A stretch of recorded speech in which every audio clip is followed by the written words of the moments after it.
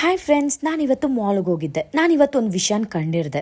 ಅದೇನು ಅಂದರೆ, ನನಗೊಂದು ಫೋಬಿಯಾ ಇದೆ.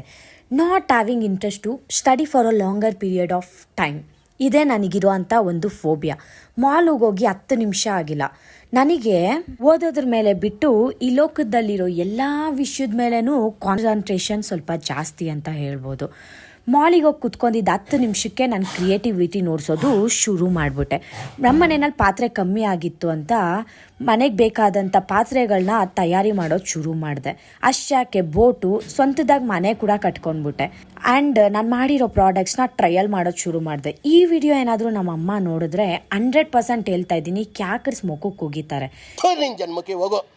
ಯಾಕಂದರೆ ನಿನಗೆ ಮನೆಯಲ್ಲಿರೋ ಕೆಲಸ ಮಾಡೋಕ್ಕಾಗಲ್ಲ, ಮನೆಯಲ್ಲಿರೋ ಕಸ ಎತ್ತಕ್ಕಾಗಲ್ಲ, ಬಟ್ ಮಾಲಿಗೆ ಹೋಗಿ ಕಸನ ಕ್ಲೀನಾಗಿ ಎತ್ತಾ ಇದೆಯಾ ಅಂತ ಕ್ಯಾಕರಿಸಿ ಹೋಗಿತಾರೆ ನಮ್ಮಮ್ಮ. That's for sure.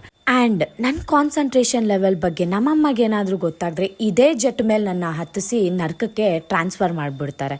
That's it for today. Okay guys, see you in the next video. Bye.